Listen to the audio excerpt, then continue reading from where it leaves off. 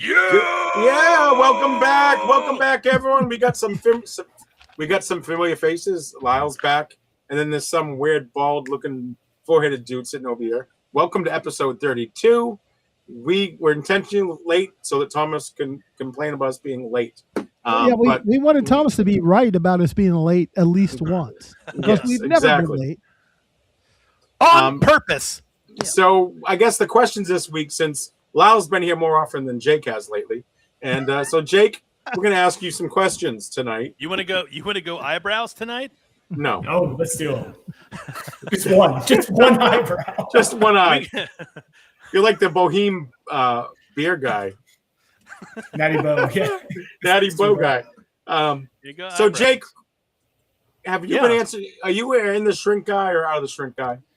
Am I in the shrink or out? It's like, look, it's like pin the donkey. Well, we already know where the jackass is.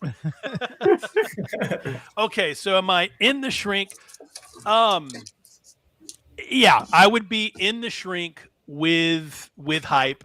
Yeah, if I had my choice, 100%. If it's not on it and I come across it and I want the record, I'm going to buy the record. All right, let's see. What is the record you go back to and listen to most often? Oh, gosh. The one that I go back to, trying to even that out. God, you know what? I make this look good.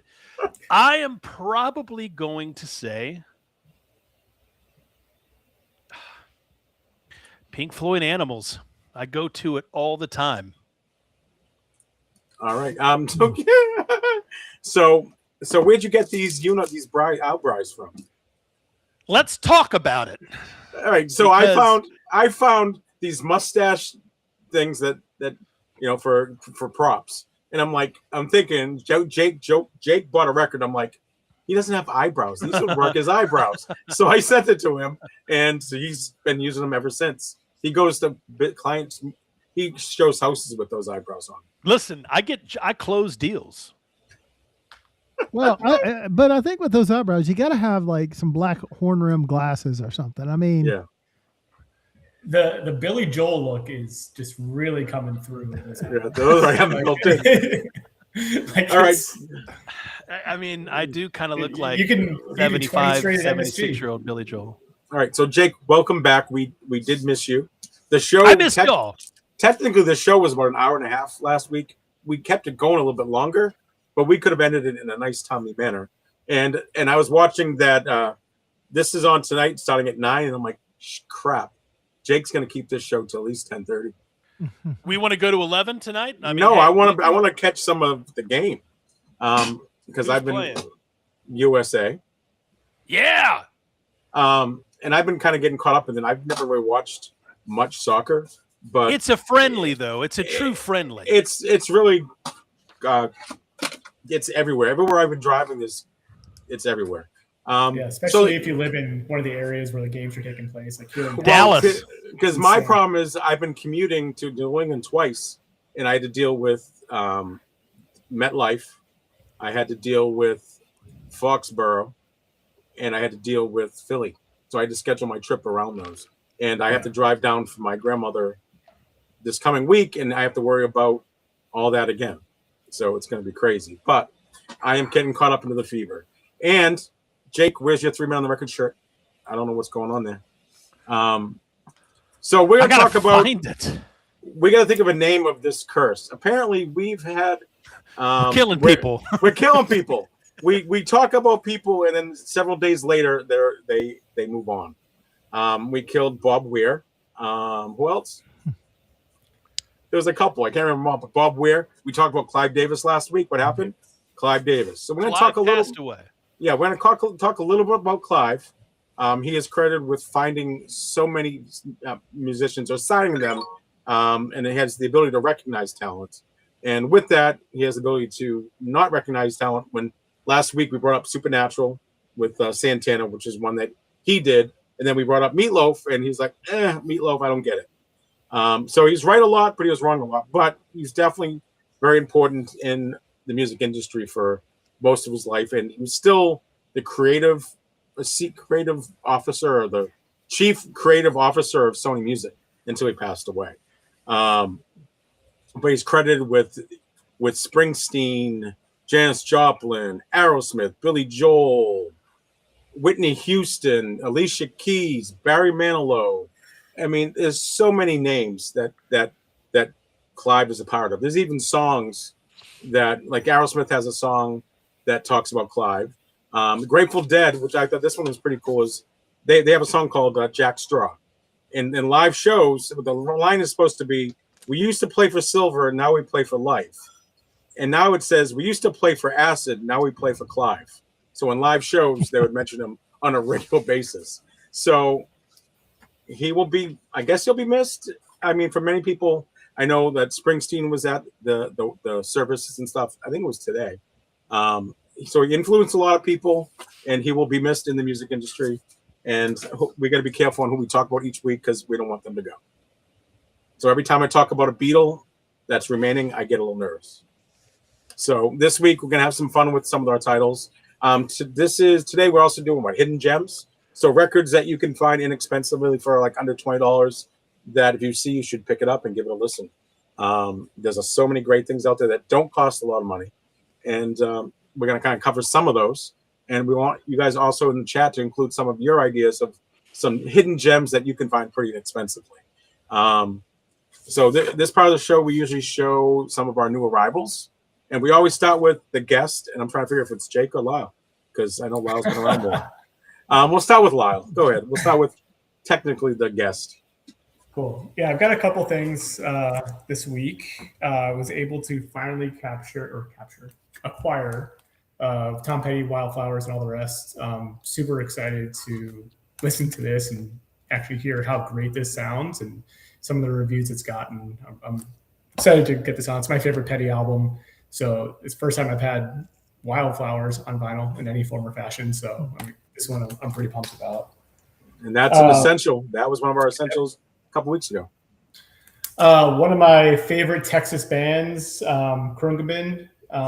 This is their Ollie album. So if you're not familiar with Krungabin, they are just, instrumental funk soul type band. Great, like lo-fi feeling. Everybody knows Texas Sun, at least. You've heard Texas Sun. Yeah, you've heard Texas Sun with Leon Bridges. Yeah, amazing.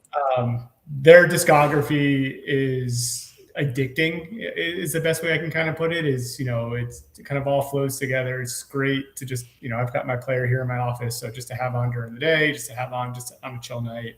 So anytime I can pick up Krungabin, I will absolutely do that.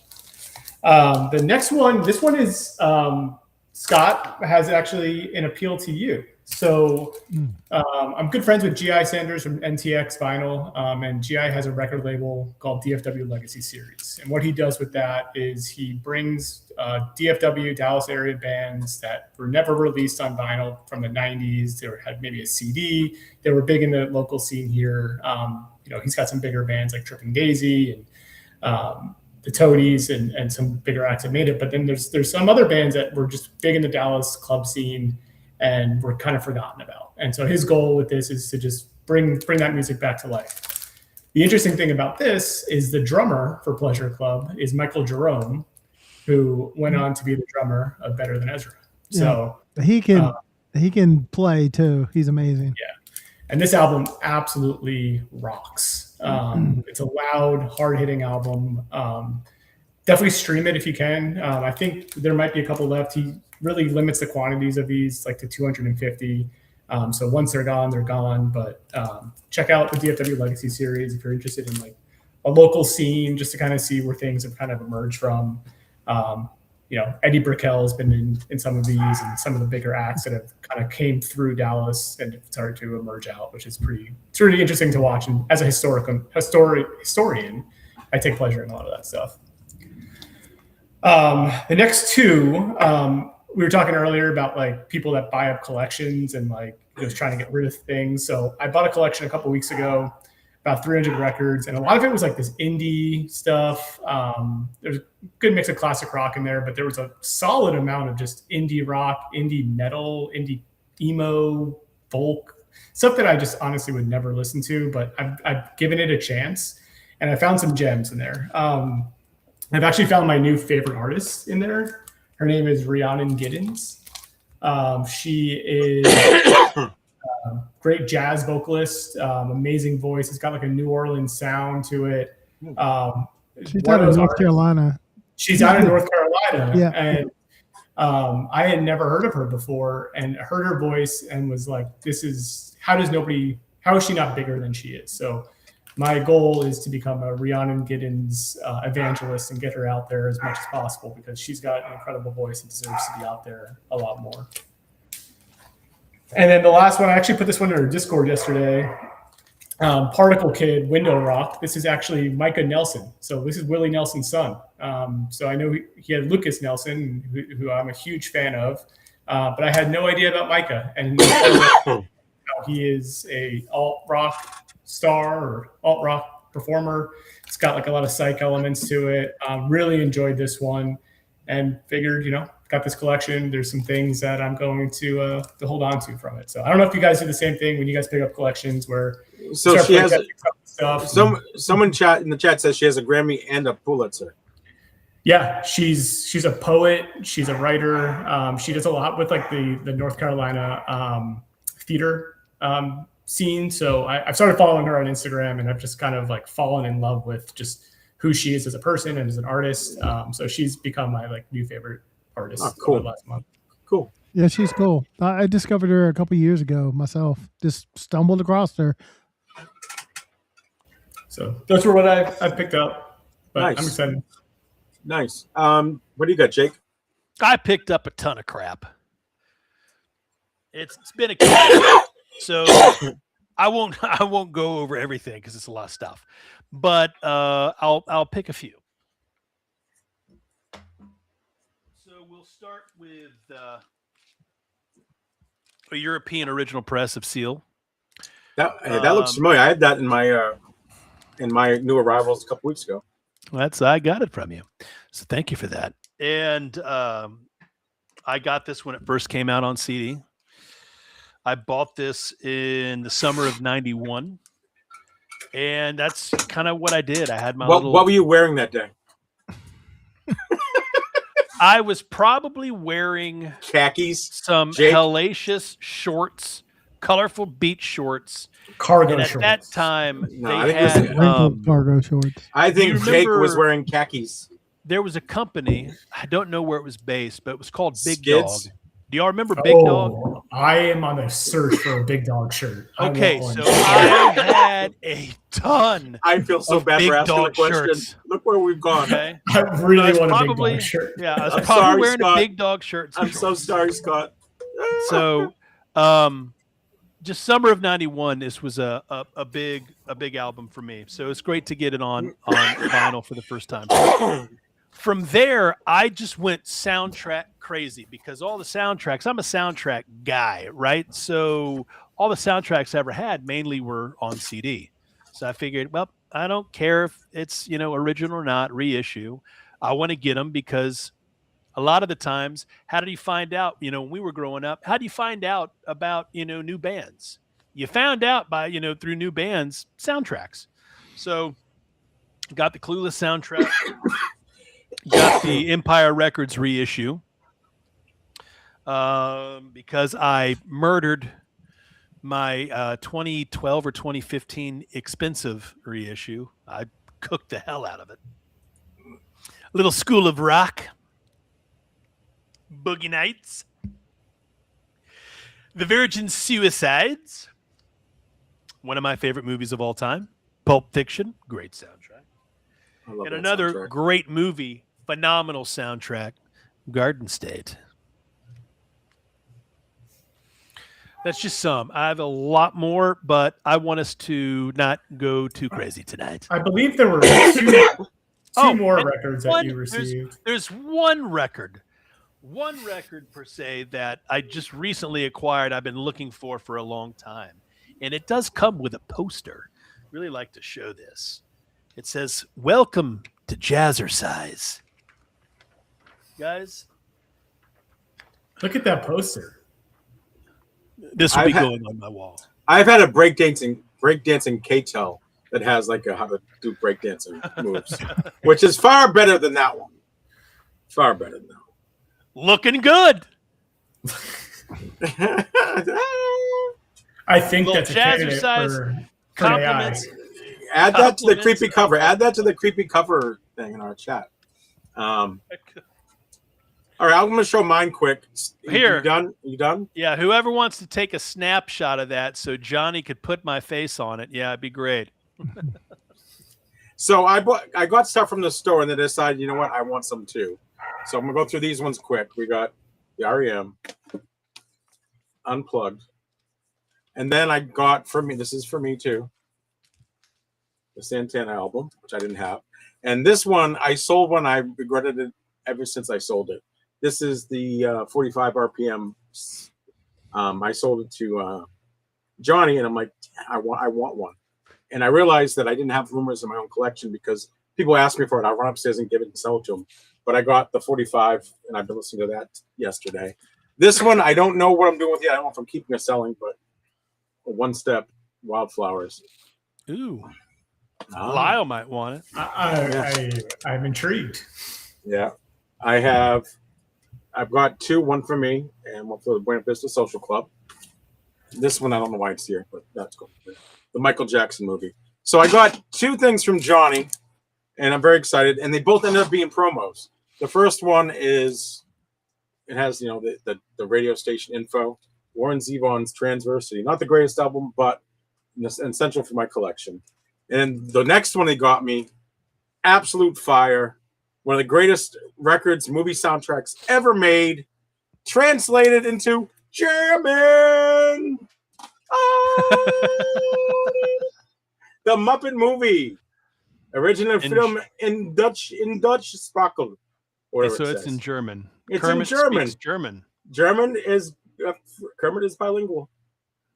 So that is, and Scott is not impressed. Das Muppets. Das Muppets in German promo. Mic drop. I'm not dropping my mic, but mic drop. Scott, what did you get? You can't compare to Das Muppet Movie. He's like, I have 17 NXSs. Okay, well, that's what's going to be my feature. Is, Jake, you know you're jealous, Jake. I did get a couple more NXS kicks. So I got the Abbey Road's Half Speed Master. So that's going to be thrown into the mix now. Dual 45 RPM. So we'll see. Got the Atlantic 75th Crystal Clear. So this will serve as my modern repress. So while I'm showing you guys all this, I'm going to do an A/B of all these NXS kick records.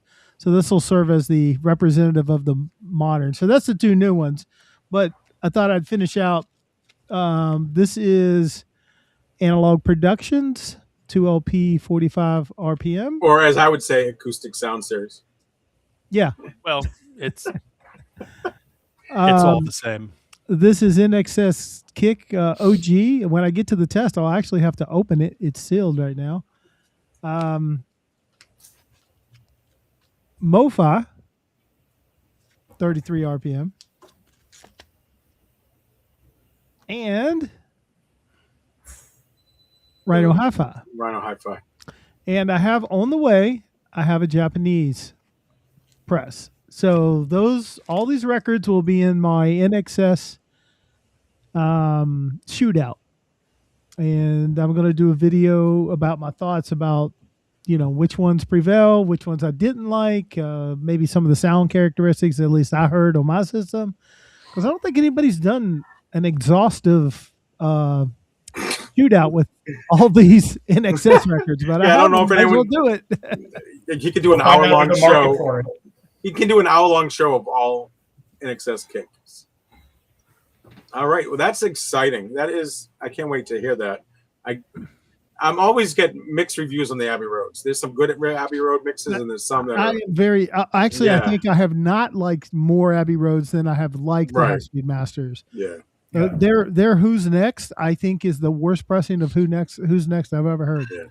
So hopefully that is an improvement, but we'll see. How has that not been a MoFi? How have they not done a MoFi of Who's Next? There's a Classic Records I'm trying to get my hands on. Yeah, I just introduced my local record store guy to it. He loves Led Zeppelin. He never heard of the classics once. And I told him he's got to find them. Yeah, nobody's done Who's Next. It hasn't been a proper pressing. Right. Like the best version of Who's Next is probably the Track Records OG, Yeah. Somebody needs to do that. Right. Apparently there's some problems with the tape, but I don't know. Yeah. Like I lost out on one of my Z-Bonds because there's an issue with the master. But now they're issuing Bad Luck Streak and Dancing School and Mo-Fi, and not the greatest album. It's almost a waste almost. I mean, I'll have to buy it because it's some of those Mo-Fi choices are head scratchers. Like, really? Yeah. Okay. Because that could be a future list. Top 10 things of why aren't they Mo-Fi or something along those lines. Because there's some great pressings out there and I'm gonna have one early. And maybe it had a Mo-Fi. You just don't know sometimes. Well, until Jake was at the record show, I didn't know Ricky Lee Jones had a Mo-Fi. Yeah, I've seen that one sticking around every once in a while. Those are the some affordable ones. I didn't know Tony Bennett did. Yeah, Tony Bennett. Yeah. Yes, I know.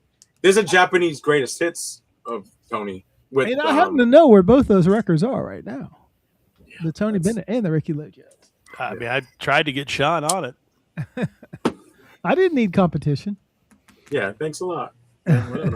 I called for you. Yeah, but I have other things to do in life sometimes. All right, so if you guys notice the Stone Ponies behind me, it's muggy out here, but I'm at the Stone Pony. A little Bruce action. That could be a hint for what's coming up later on. You don't know. Might be, might not. So this is the time when we do our introduction to the top 500/600 essential records. And we start off with Lyle and his dog. Me and my dog, yeah. Say hi to Penny. Eddie Vedder is downstairs. All right, first one. Black Pumas, self-titled. Band straight out of Austin, Texas. These guys released this in June of 2019 on ATO. It had pretty solid U.S. sales. It's got the big single on here, Colors. Everyone's probably heard that song, but you've got Black Moon Rising and Fire as well. Peaked inside the top 50, reached pretty high positions there. Colors was a top 10 hit.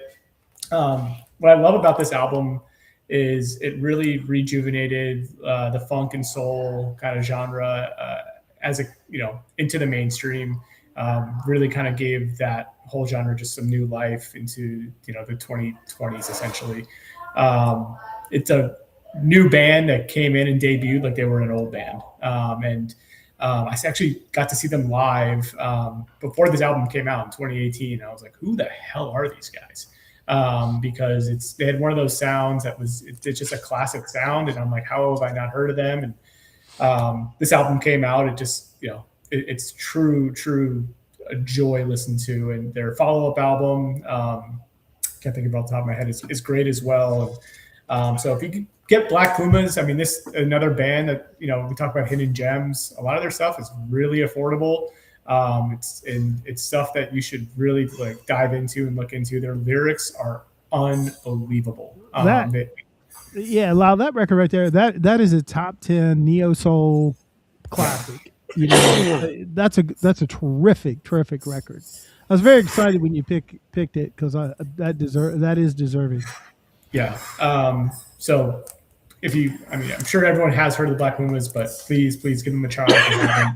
Black Pumas, self-titled. All right, cool. Thank you. I guess I'll go next. My first selection of the night is, it goes back to the day when I did the top 5 Billy Joel albums. And again, these all could have been, all of his records could have been, the ones I did could have been easily, 2, number 3. This one I'm going to do this week is a little Glass Houses. This is a picture of his house off on, I think on Long Island. It's his house in Oyster Bay. Oyster Bay. It leads off with, oh God, is he a Mets fan? No, he's a Yankees fan. Oh, he's a Mets fan. Oh, he pretends to be a Yankee fan. Okay. Whoever's paying him. Yeah. Well, when you want to see a baseball team win, you go watch a Yankee game. But I Starts love off- the Mets. I love the Mets. I'm right there too. This one starts off with "You May Be Right," and of course I can't read because it's so dark in there. This was his 7th studio album. Came out in 1980. This is, believe it or not, it's still rock and roll me. It was his first #1 hit. His first single to peak at number 100. Number one. First one to peak at #1 was that song. He won best male rock vocal. Also, Clive Davis got him on the record label because the Family Productions held them hostage. And if you look at most of these records, Still on the label. it's still on the label. They got like 50 cents or $1 for every one of these records. I think it was 25 cents or so to the dollar every record sold Yeah. that the label got So Clive got him, but he still paid a big price for him for years. I think for 10 or 15 years, Yeah. I think was the So Clive Davis brought him to the mainstream media, to us. Took him away from Family Productions that runs everything 5% faster in speed. I love this. I love this record. What else songs are on here? You need to put You may be right. You need to put a sticky note on that, Sean. Clean the What? record, get my big ass fingerprint off of it. Yeah, this was in my collection. It's been in my collection since before I got my cleaners. So Well, you so I just have to put, actually- like a huge fingerprint on it. But I know. I know. But it had "You May Be Right," "All for Lena." It's still rock and roll me. Don't ask me why I love that song. Isn't that one sound kind of like Paul McCartney-ish a little bit? I think that's A the little one. bit. Yeah. little bit. Little bit. Of course, this is, I think, his 3rd album with Phil Ramone. I Don't Want to Be Alone, Sleeping with the Television On, Through the Long Night, Close to the Borderline, You Were the One. I can't speak French, so I think it's a great album. And of course, I've listened to this a few times, but not this copy because obviously it hasn't been cleaned in 10 years. that's like Billy's rock album. You know, I like it. It's one of my favorites. It's in my top. I like Songs in the Attic, my favorite record by Billy Joel, but that's probably second. And it's good. I mean, the album cuts like Sleeping with the Television On, Yeah. so good. You know, and then you got the classic singles off of it. I've always loved that record. You're on mute, Lyle. But Scott, you are up next. Sorry about that. We'll let him. Oh, go ahead. What do you got? Something to say about No, that? I was just gonna say it's definitely his punchiest album. Yeah. Yeah. It comes right out the gate. Yeah, right. You may be right at the beginning. It's just amazing. One thing I've always liked about the sound of that record, the low end on it sounds very good. Especially like It's Only Rock and Roll to Me. It's got very good drums and bass sound on that record. So, all right. Well, let's see here.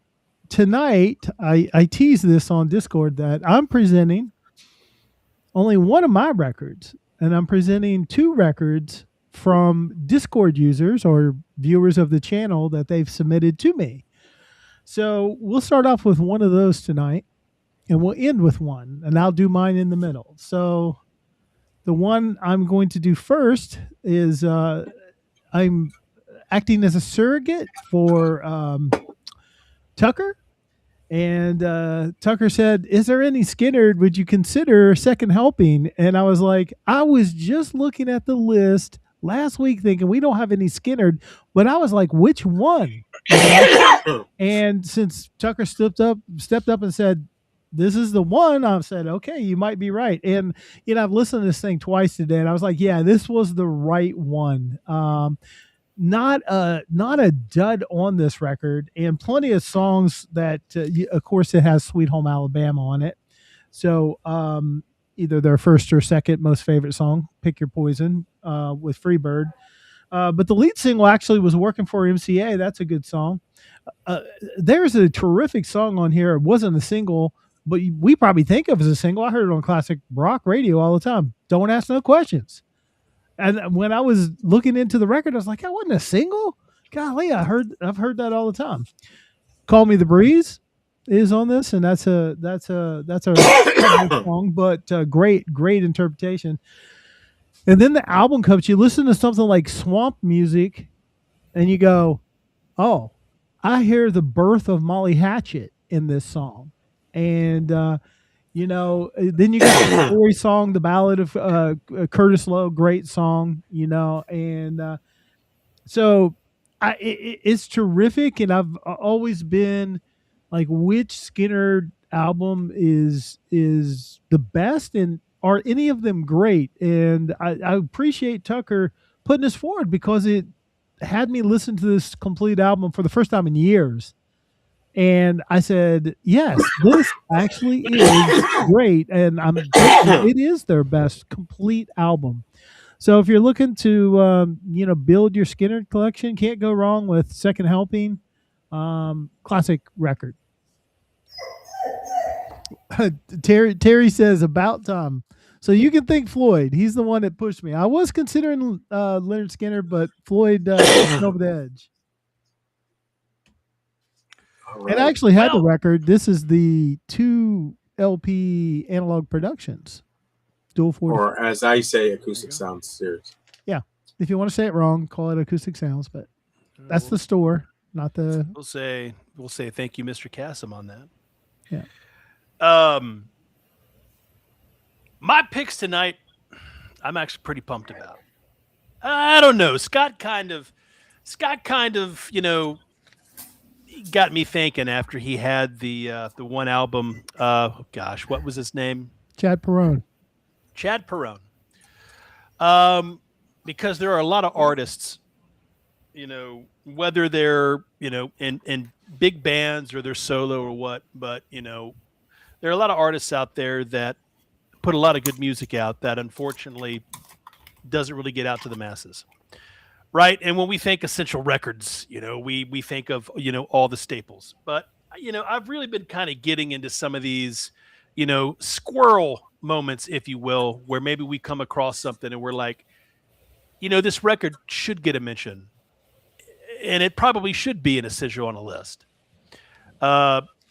The record that I've picked out as my first mention tonight didn't win any awards, didn't have any big singles or anything along those lines. But I think my topic tonight goes into intimacy, records that are very intimate, records that have meaning to the artists that are putting the music out there. And the first album,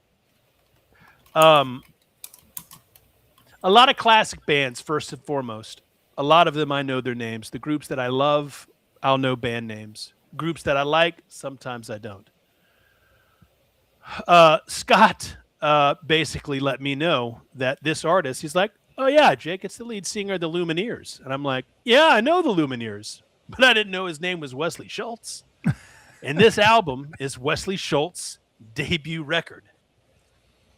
Okay? It is called Vignettes. Damn it, y'all, I have to tell you, I went to the record store, sifting around, and I saw this, and I just went, this jacket looks interesting to me. And then I turned the damn jacket over, and I looked at the songs. They're all covers, man. Every single one. And what's great about this record is this album was put together because the songs that he covers on this record are from the artists that brought inspiration to him. And I'll tell you what not an awesome way to come out with a debut solo record by covering songs from artists that inspire you. I don't know. It kind of inspired me. So let's talk about some of the tracks here. Okay. He's got My City of Ruins. Okay. Right. Which was, and it's awesome here because he's got a whole story on all the songs that he covered. He's covering Bruce Springsteen. He's covering Warren Zevon. He's covering the Counting Crows. He's covering Sheryl Crow. He's covering who else? Tom Waits. He's covering Bob Dylan. All these artists, a lot of which inspired me, which really got me into music. And he also covered Coldplay. So it's not just old bands, but it's also, newer bands as well.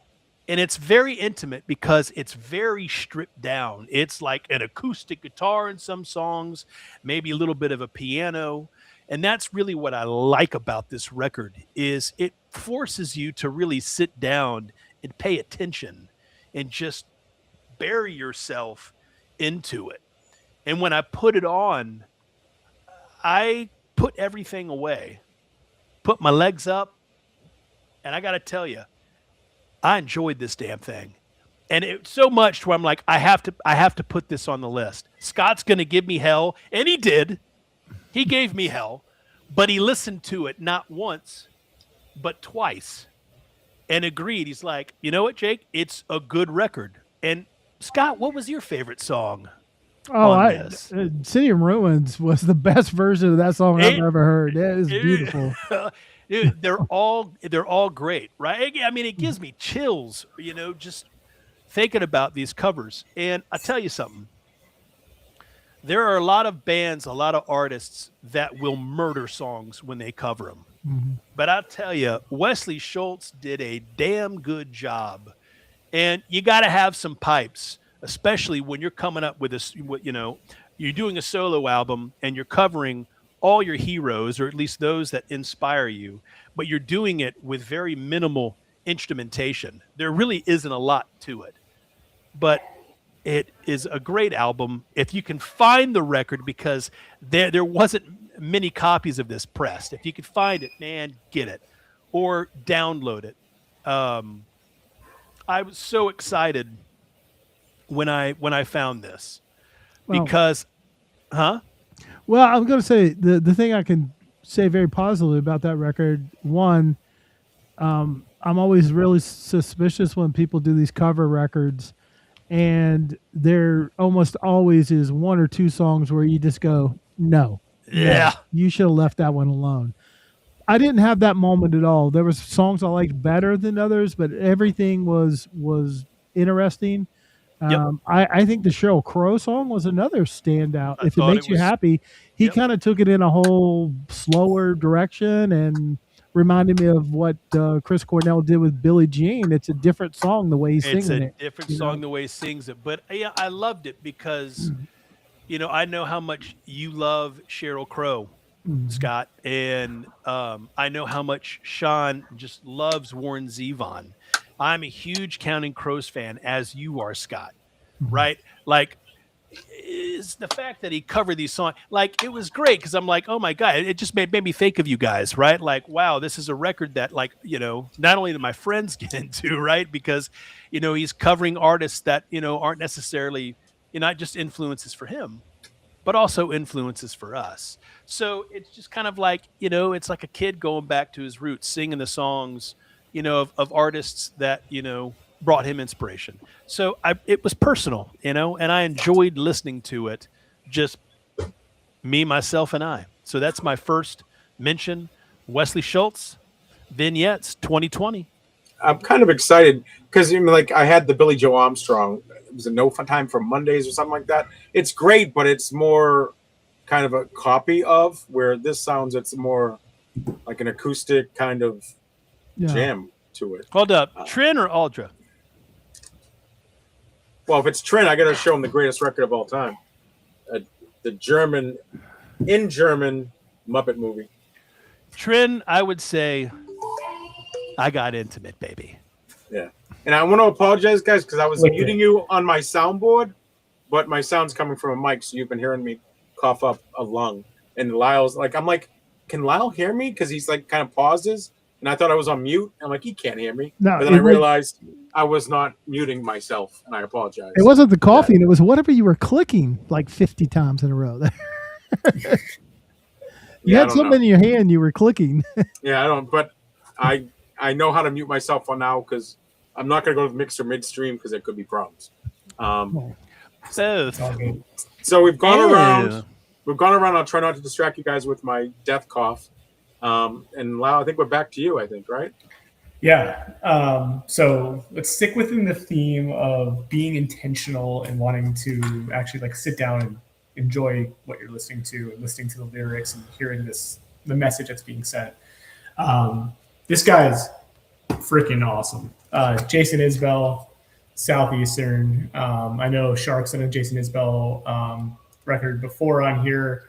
One of my favorite just folk country Americana artists there are. He's kind of like, I don't want to call him a modern day Springsteen, but I think he's as close as we can get, right? Troubled Guy. This album came out in 2013, about 6 years prior to him, or after he left the Drive-By Truckers, because he was an absolute alcoholic mess.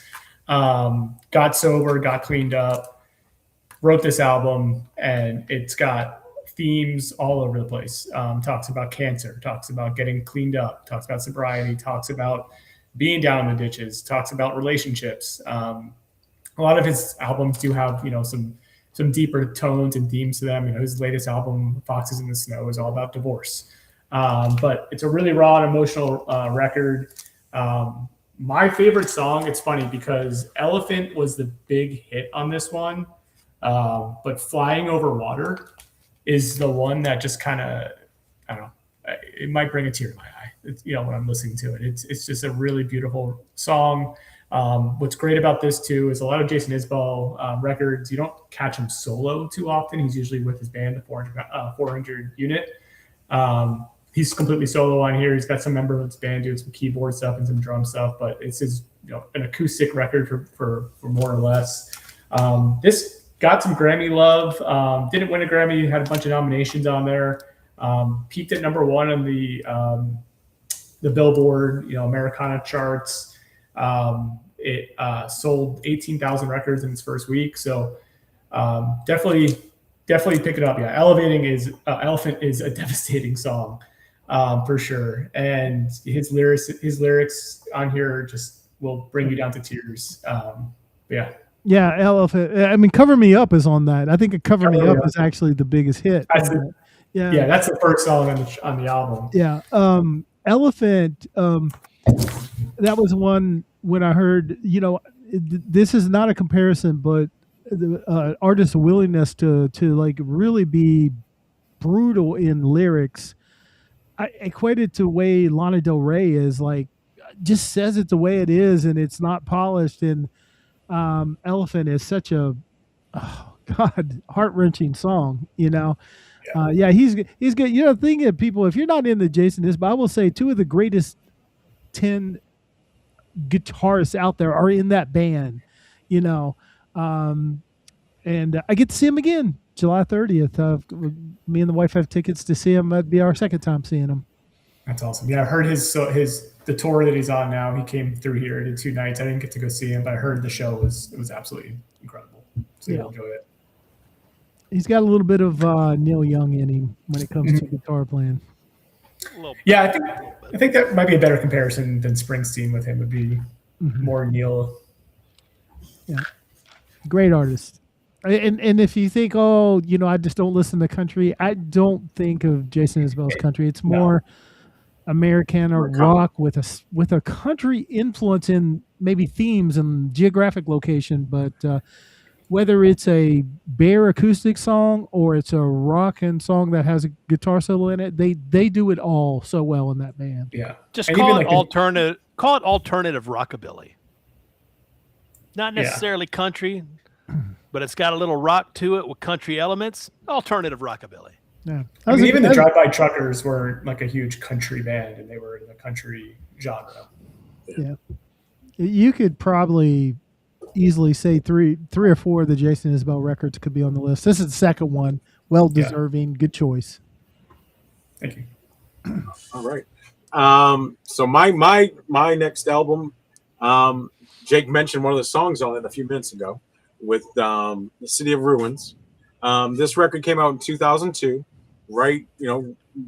About a year after 9/11. So a lot of these songs are 9/11 inspired. He was basically on like a hiatus for almost 20 years. It was like 87 with Tunnel of Love, and until 2002 there was no Bruce. There was nothing really out there for Bruce. And then 95 he did Ghost of Tom Joad, but a lot of people didn't know it. This was produced by Brendan O'Brien. The first song on the album was Lonesome Day, but it has a lot of references to 9/11. Like number 2 was Into the Fire. It's inspired by the firefighters climbing up the towers on September 11th, where everyone else is running out, they're running up. So there's a lot of emotion in this, especially for those of us who remember those days. This kind of brings it back a little bit, but then that gives you the hope. There was a story supposedly that Bruce was driving down to the beach, down on the Jersey Shore, to Wild whatever, and he came up to like a stop sign or a stoplight, and someone rolled the window down and said to him, "We need you now." And it supposedly happens, kind of inspired him to come up with this album. You have songs like "Waiting on a Sunday Day," which, it's just, as a whole, this album is amazing. My City of Ruins was not for about September 11th originally. It was about Asbury Park. Late 70s, 80s, Asbury Park was not a safe place to go. And they came a long way. Now you can feel safe going to the Stone Pony. That's why I have the background. The Rising, I mean, it was just, there was some heartfelt stuff, but then there was stuff that motivated you to makes you feel good and makes you want to help recover from September 11th. This was the reunited album of the E Street Band. They hadn't done an album together for at least 20 years. This was right after they did a reunion tour, and this album came right afterwards. Let's see what else. Mary's Place was Sam Cooke, a reference to Sam Cooke's song. Let's see. Waiting on a Sunday was also before September 11th. And My City of Ruins is kind of off the melody of Curtis Mayfield's People Get Ready, which is pretty cool. But this is just, here it is. I didn't show it. An amazing album. I listened to it today. I haven't listened to the whole album in a while. And this is an amazing album. That is absolutely the best of the later Bruce, that record is inspired. And there's a song on there called Worlds Apart that talks about from the from the other side, like the living there, and all of a sudden America is coming for you, deserved, but you're getting caught up in that and how it changed. So Springsteen always has this way to really talk about the average man, the average person. Yeah, it was heavily Middle Eastern influence with Qawwali singers in the introduction. Yeah, that's one of my favorite songs on the record. And it really brings it home because when September 11th happened, I was working retail, and we had one of the nicest ladies, she was Muslim, working in the fitting room, and people were really being nasty to her. Yeah. And he kind of helped bridge that, because it's not everyone's terrorists. So I mean, this album really brought a lot of emotions back to me, because I remember those days. I also, one of the women that I knew, I wasn't friends, but I knew her because came to my store every week. She worked for TGX, Susan McKay. I would talk to her every week. She'd come in the store. She was an exec she was a buyer for TGX, and she lost her life on that day. So today I was thinking about her a lot, and it's still, you get a little emotional thinking about it, especially when someone who was part of that. And then I also read that Seth MacFarlane was supposed to be on that same flight, but he was hungover and was late. How about that as luck? I mean, but I remember Sue McKay. She would always talk about her daughter and her son. I would always help her at the jewelry counter, and I knew she was from home office, and I'd love talking to her. And I really started thinking a lot about her today. I even looked at her obituary, and there was people still making comments, still recent, about her. It's just crazy, and that it all became because of this. Brought back to that moment, good and bad, but a great album. Give it a listen. Own it. All right, I think I had that in the top 5 Springsteen. Yeah, I think so. I think you did. Yeah. Who's next? Scott, you're next? Yeah. Okay, I'm going to do my record for the night, which is Jake kind of a lot of times when Jake texts me his records, I come unglued. Oh my God, it's a fun. We should share it. We should share that one day. Oh God, you should see the correspondence when when they come in.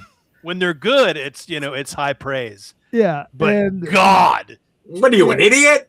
On that one, I said, sure, let's put them on. And I gave a long list of all these artists that aren't on the list yet. Yeah. On index cards that look like they were written in 1984. I was like, where did this come from?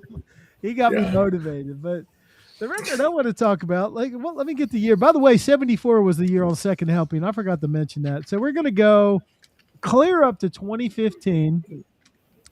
And Stacey will be happy. Yeah, Stacey should be happy. I think I'm going to talk about an artist she knows.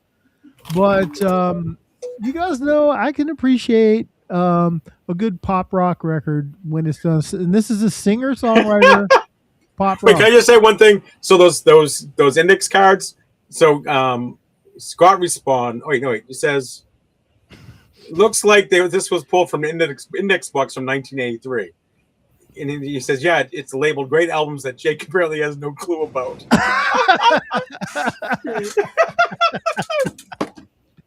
Yeah, our weekly thread is pretty interesting on albums. It's pretty intense. You probably don't want to run for public office if someone gets a hold of those threads. But it's all good. It always works out. It does. So, but I do like well-crafted singer-songwriter stuff. I get a little bored with the singer with the acoustic guitar stuff. I get tired of that. But so the record is this record, James Bay, Chaos and Calm. And this thing is a singer-songwriter pop rock masterpiece. And why? Because it's got a little bit of rock in it. And it reminded me of another album years ago. I don't know if you guys know who Graham Colton is. A guy out of Oklahoma, most famous for dating Kelly Clarkson on her first tour. They were a thing for like 9 months. But he put out this great record, the Graham Colton Band, that had a Tom Petty sound to it. A little bit of rock, but firmly in the pop rock. And then after that, he never did anything like that again. And he just went more pop, more polish, and it never appealed to me. I have the same complaint about James Bay. The next record was just too electronica, pop, dance. It didn't hit me. This one is a great record. And I was listening to this again. I listened to this one twice too. And I was like, wow, those first 10 songs are all great. There's only 12 songs on the record, and they're all listenable. The first 10, I like them all. So if you just want to pick up, and I'm not, the rest of the James Bay catalog might not be for everybody, but I don't know too many people that would not enjoy the beauty of this record. It's a really good record. I'd like to raise my hand real quick. Yeah, go ahead. Who the hell is James Bay? He's you've heard some of these songs. Now, Lyle, have you heard James Bay at all? I was actually just looking him up. I'm not too familiar with him. I'm going to get a t-shirt made that says, who the hell is James Bay? I thought he directed the Transformer movies. No, I'm waiting for Chris to be like, or I'm waiting for Scott to be like, you don't know James Bay? He's the lead singer of Pink Floyd. Come on. No. But here's the thing. This album sold 2 million copies. What? It sold 2 million copies. Yeah. I'm one of those, like, if I don't know, I don't know it all. But like, if there's an artist and like I don't know who it is, I'll say, look, I have no idea who that is. But that's what's great about this. Like, I'm interested. Like, I want to listen to that. Oh yeah, it's. I think everybody on all the panelists here tonight would like James Bay. I mean, looking at his style and just reading up on him right now, he's right up my alley. Yeah, I mean, his most recent album, he went back to a little more rock sound in his thing and go a little bit away from the dance. Yes, he does. Okay, so Sally's on it. Sally knows. Yes, he does sing that song. It's on this record.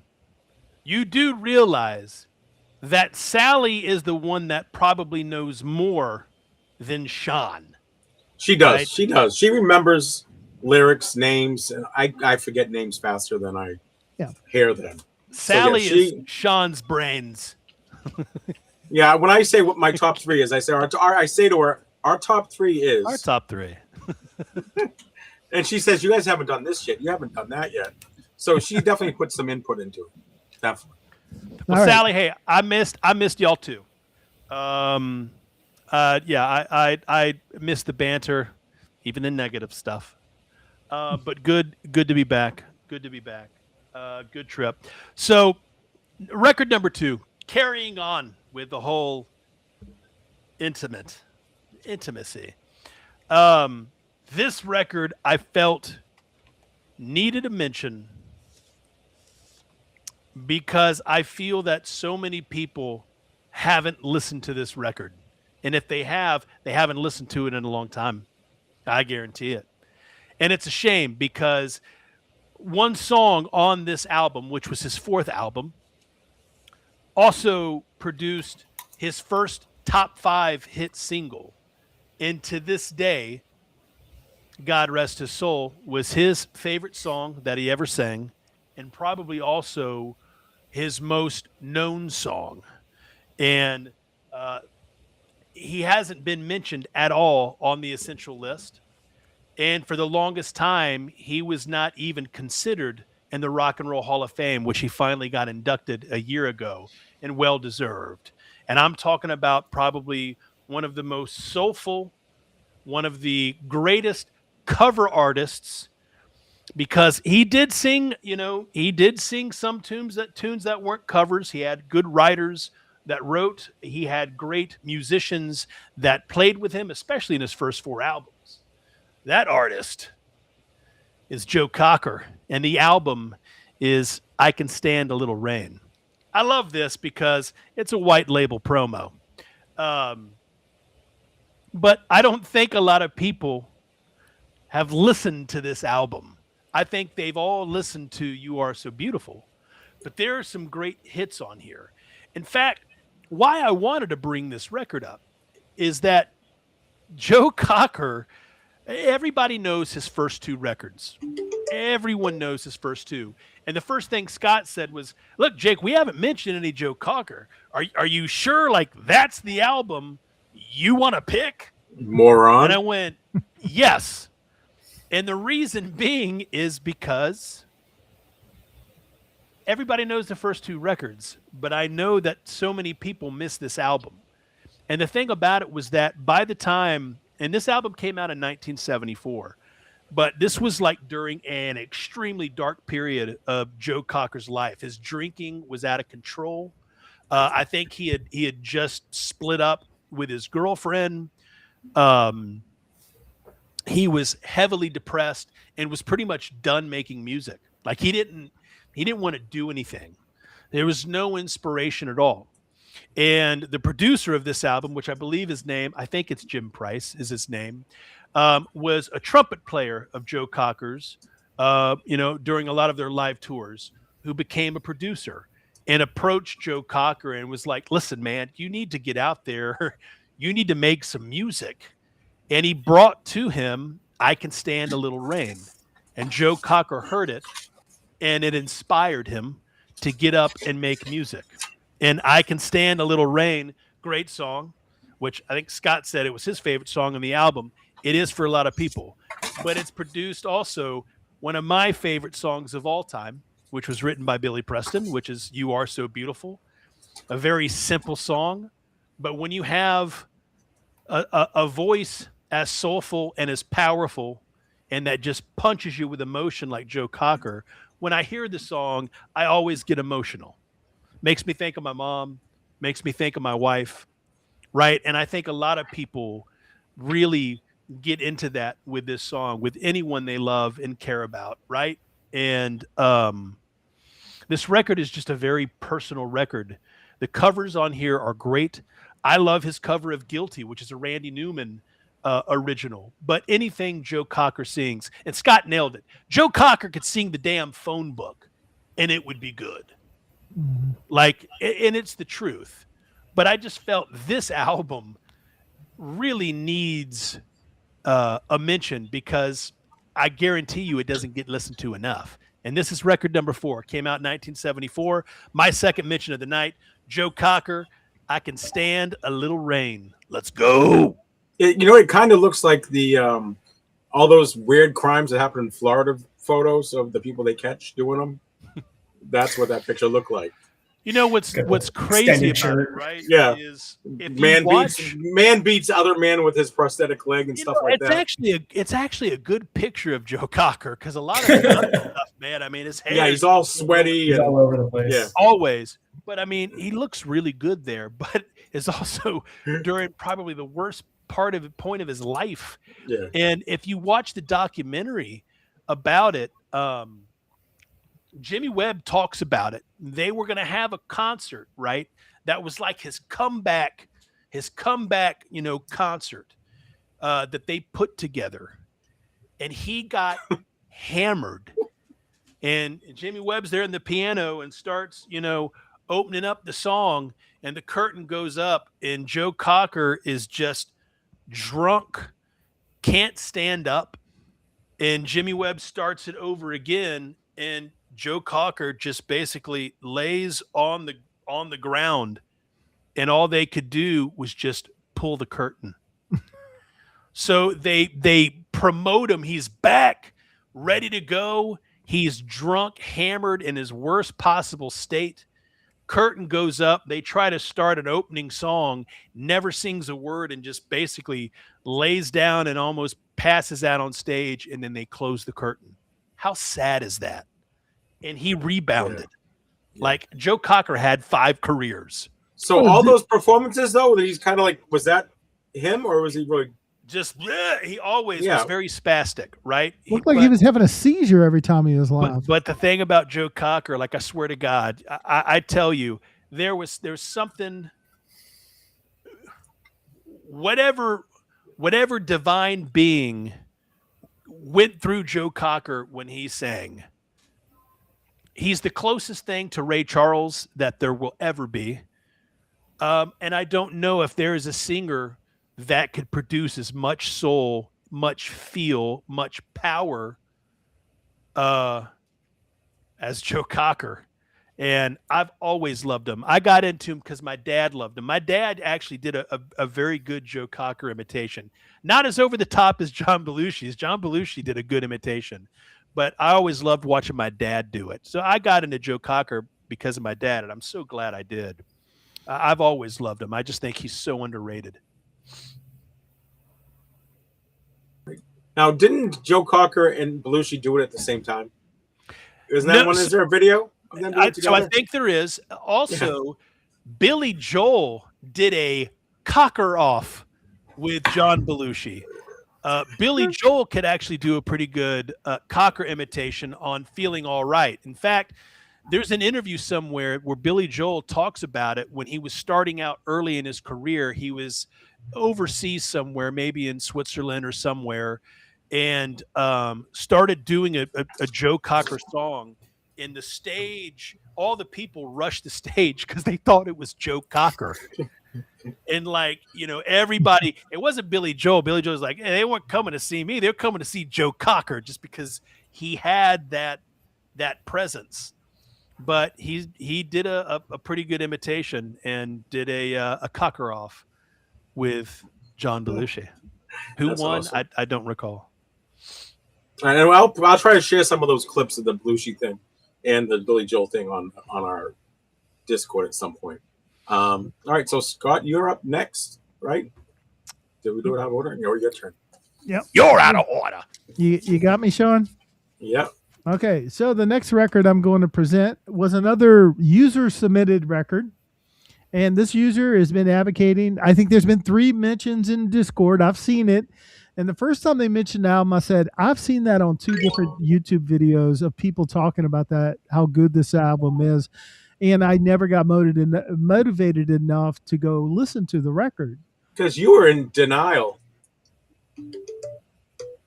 I probably was. But that record is Blue Nile, Hats. And Two Lost Souls has been the advocate for this record. And I had never listened to it. So I put it on, and I didn't know what to expect. I thought it was going to be like a little jazzy sounding thing. It's ambient.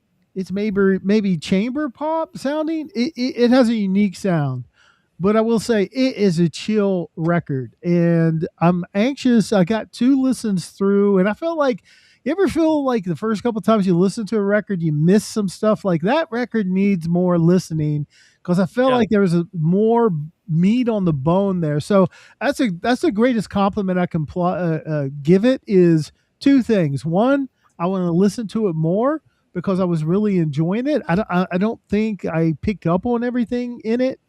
And the other thing is I tried to immediately buy it.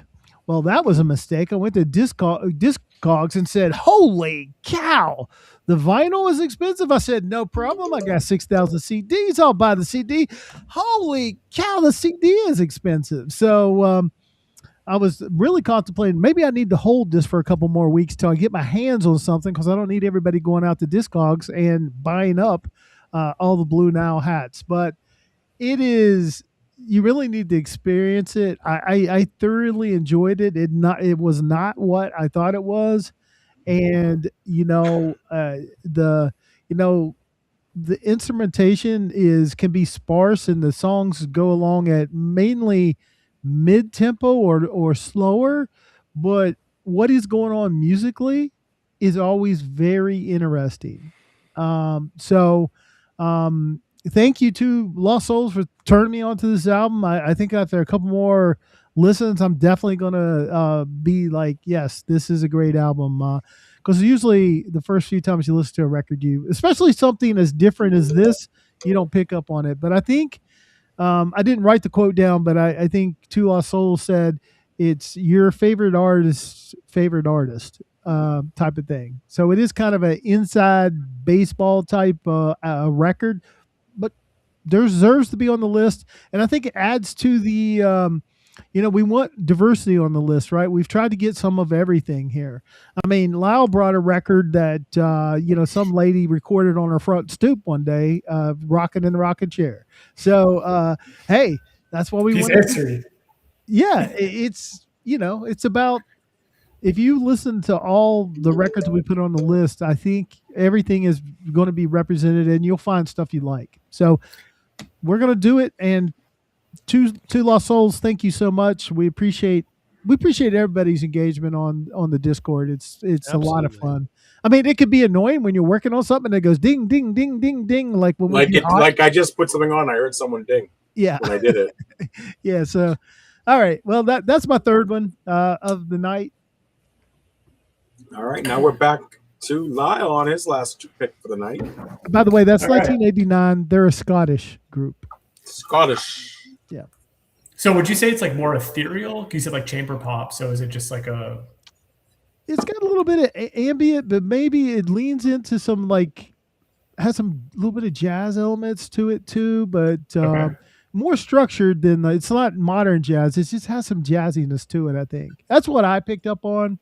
But when I was I was thinking atmospheric type music, and I think the term when I looked it up, the ambient is probably a good term to say. Okay. It's got some ambient feel to it. Very cool. All right. Well, I have now been on 3 Men on the Record 3 times. I have mentioned Pearl Jam 2 times. I will end with mentioning Pearl Jam 2 times, but I will go on to mention my other favorite obsession artist that's out there right now. About 7 months ago, I had the pleasure of having a romantic evening with one Jake Weaver. We saw Billy Strings. We went to a concert in Austin, saw Billy Strings live. When I looked at Lyle and went, "Lyle, I am high." we had ourselves a fun night. But that all being said, the album that really introduced me to Billy Strings, that got me addicted and hooked. No more Connie Converse tonight, unfortunately. She was a one and done. But we have Billy Strings Home. Trippy Dave approved. Trippy Gary approved. It's Trippy Gary, and Trippy Larry. Just so y'all know, those two guys, and I don't mean to cut you off, Lyle. You're good. Those two guys were there were two guys in front of Lyle and I. And one of them, I believe, was Trippy Gary. And then we just called the other dude Trippy Larry. I have never inhaled so much marijuana from two humans than I did these two gentlemen. And all of it, for whatever reason, came into my face, which is when I would just look at Lyle and go, Lyle, I am high right now. And he would just sit there. I'm just looking at this. Like, I'm just this is what's in my face the entire time. The artwork on this cover is just, this kind of immortalizes kind of like who Billy Strings is and what his music's all about. And this is, in my opinion, people ask me all the time, like, what's your gateway into Billy Strings? Like, if I'm going to start to listen to him, what's an album to listen to? It's Home. This is kind of like the bridge between like super bluegrassy Billy Strings on his EP, and even like Turmoil and Tinfoil has a lot of that, to like psychedelic jam band bluegrass. This is like what really kind of put him also out there a lot more, was this album too, because it became a lot more mainstream. You've got Taking Water, Must Be 7, Running, my favorite song, Away from the Mire, which on the record is a 7-minute song. Live is a 25-minute song on a good one. You have Home, which again is a 7-minute song on the album, 16 to 20-minute song live. Watch It Fall, Long Forgotten Dream, Highway Hypnosis, Enough to Leave, Hollow Heart, Love Like Me. Everything's the same, guitar piece, and then a little Freedom. But I mean, you have everything the same leading off the D side. He opens his shows with that song a lot of times. So like this, if you think about just kind of like the track listing and where things are at, the great thing about Billy Strings is his band. I mean, he's nothing without his entire band. Royal Massat, they're amazing. Royal Massat, his bass player is just up there, just on the 5-string bass. Just he really brings a good beat to the entire thing. His mandolin player, Jared Walker, he actually just released an album himself. I need to actually grab that. Dude is incredible. And then Billy Failing on banjo as well. So you have Molly Tuttle appearing on here. So you get some historic bluegrass inflections in here. This is don't think of it again like we talked about with Jason Isbell. Like, this isn't like a pure country album. This isn't a pure bluegrass album. This is something so unique and so different. It's a different sound than just if you're going to put on like the bluegrass station on Sirius XM. This isn't Doc Watson. Now, are there Doc Watson influences? 100%. But this is something that you can actually get down to. You can listen to. It's got not only great sounding music, but also great lyrics too. Like I said, Away from the Mire is an absolutely beautiful song. Home is about him actually settling down in Nashville. He's from Michigan, but being able to settle down in Nashville, being able to be comfortable with himself, being able to write, being able to become this new artist and focus on this new life that he's kind of created for himself. So it's really like a turning point moment for him. Like, he really took off after this album, and I cannot recommend it enough. This is, again, people ask me, how do I get into him? Home is the best record if it's not going to be something live. Good one. That's 2 Billy Strings records that made the list. Yep. They're produced very, very well. And I give a lot of kudos to Rush Records, to Chris Patterson. I knew Billy Strings, knew of him, but I never really listened to a lot of his stuff. And Chris pretty much was like, you should really listen to it. It's up your alley. And I'm just blown away by how tight he and the band are, and then being able to see them play live. It's unbelievable. It's like I kind of feel like it's the closest thing to being to a Grateful Dead concert. Yeah. Right. Than probably watching the Dead. Fish would probably be around there as well. But man, the lights, just the way everything was set up, it was a great show. I just would have liked to have been a little more elevated to have seen it. Yeah, I think I've sat elevated for his shows, and the light show is much better when you're a little bit higher up. Agreed. It kind of takes it in a little bit more. But where we were sitting, the sound in the building was up. We were right in front of the soundboard. right in front of it. And Look at Adam. Pardon well, me. Adam's never seen Billy String, so he can't do the comparison. I think Adam would appreciate it. Now, Adam's he would seen love the it. Ned, but I think he would say, hey, it's a good second, but it has that feel. Yeah, it definitely has that. Sean, you want to go or you want me to go? You're on mute, baby. All right, so I'm ready to go. This is my next album, the last one for tonight. Is this record probably solidified Mr. Paul McCartney as the I don't know, it really put him to the next level past the Beatles. It probably put him above kind of the rest of the big group as in the solo career. This was his 5th album, or there's his 3rd studio album with Wings. And it was very lackluster. You had Wild Wild Life, you had Red Rose Speedway, and then this album came out.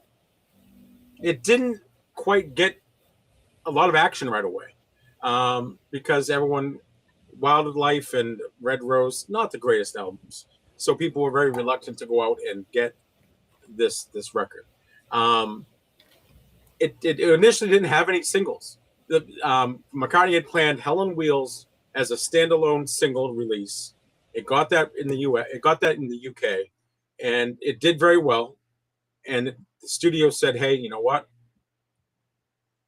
So just like every Beatles album, US and UK, it gets messed up. It has songs on it that aren't in the UK. So they added Hell on Wheels to the US version until they released, what was it? I just drew a blank. Until the big songs then weren't released on singles, and the studio's like, we got to do this. The record company's like, we got to release these. So when they released the big songs from that album, which were what? Let Me Roll It. I don't even know if it was Band on the Run. Sorry, I printed a paper out and it's smaller than I can read. Jet, Let Me Roll It. They released those and it brought traction to the record. So it became much bigger. But it's weird that Paul decided, first of all, Paul is a perfectionist. And right before they went over to record this album, 2 of the members quit. They did. They quit. They're like, no, we're not going. Oh, we lost Scott. We're not going to Nigeria. So Paul had to say, we're going to go to an exotic location. They went to Nigeria to the studio, thinking, it's a studio. It's going to be fine. And, half the equipment wasn't working. That country just went overthrew a major regime change, and the military took over. Not a great place to really go record a record for some reason. They were trying to get robbed. They got held up by knife point, and someone stole demo tapes and cassettes and lyrics in a notebook, and they were trying to get Ginger Baker to come on the album. And Ginger said no, not because they were going to Nigeria, but because they weren't using his studio in Nigeria. Or it's like whatever. That's very Ginger Baker. And then I think McCartney at some point was going to get lynched because he went to a club and saw this artist, and they thought they were going to steal the artist's work. And Ginger Baker kind of negotiated that piece. And so they got a rough recordings, and they finished it in the UK because Nigeria wasn't a place to be. So they finished it off, and I haven't shown the record yet. This is the 50th anniversary. And it's a great album. One of my favorite songs is actually one that no one really knows is Mamunya, which is the first one on side 2, which was actually off of they stayed at a hotel that's with a similar name. But there's the record. And there's a few, these are all actors. Most of them we don't know. There's 2 that are on here that you must have seen them, and maybe you placed them, but maybe you didn't. James Colburn and Mr. Christopher Lee. That is correct. So right there and right there. So we got that. Jet's great. Maybe look at what else? I love Helen Wheels, and it wasn't even supposed to be on the US album. 1985, I love that song. Picasso's Last Words is a pretty good song. That was inspired within a conversation with Dustin Hoffman and his wife when they were in Jamaica. I love the side stories. I know you guys always hear me say it. Band on the Run, of course, is one of those great songs. It's like 3 songs in one. You know, you have the song from Styx that's like 3 songs in one. And those always seem to do very well. And that was my choice for this week. That's You why know, the crazy thing about it, right? When you think of all the Beatles putting their albums out, you know, up until probably, I don't know. I mean, some people could probably put Imagine up there, but George Paul was the most McCartney, successful. Yes, at All this Things point. Must Pass at that point was probably the best post Beatles release ever, and still, in my opinion, probably one of the best albums after their breakup. But Paul McCartney, believe it or not, came out of the gates pretty slow. He struggled for a bit, but Yeah. you know, I loved McCartney. I loved Ram. There are some things to it that, you know, I don't know, that I really enjoyed, but it took a while. It took a while for him to really get things going. But finally, once he took off, he started hitting number 1 hits after number 1 hit after Yeah, number 1 hit. this established him as kind of, I don't want to say it, but like the premier Beatle at that point. I mean, really put him to the next level. And guess what? This ended up being number 2 in 1974 on the UK charts for selling albums of the year. Do you know what the number 1 selling album for that year was in the UK? The Carpenters. The Carpenters singles collection was the number 1 album in the UK in 1974. And this was number 2. And probably more because it got a late start. It didn't really become bigger until he started doing the singles came out. So that is my pick for the week. by far, you know, selling Japanese press, that is by far the best-selling McCartney Japanese press. Like, can't hardly keep it. Probably sell 3 copies of it to any copy of another McCartney release. I think Ram is up there as well. I think Ram and Band on the Run are probably the 2 most, especially when I had the Japanese press stuff. I have a Japanese Ram. I have a Japanese Ram. I don't have a Japanese Band. Oh yeah. All right, who's up? Jake, you up next? Okay, so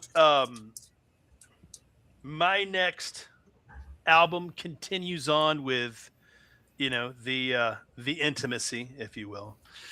This artist, just as an FYI, he's very how do I want to say it?